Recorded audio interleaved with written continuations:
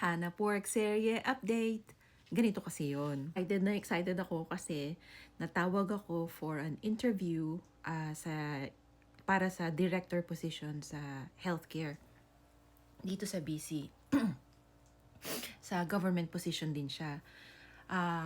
Nakadalawang interview sila. They really like me at lesson learned sa ating lahat. Hindi porket sinabi nilang gustong-gusto ka nila, they will end up hiring you. Ganun ang nangyari sa akin. And I was so hurt. Tapos, nung nag-follow up ako, bakit anong nangyari? Akala ko ba ganito? Sabi nila, they ended up hiring someone who has previous director position. Wala ako nun.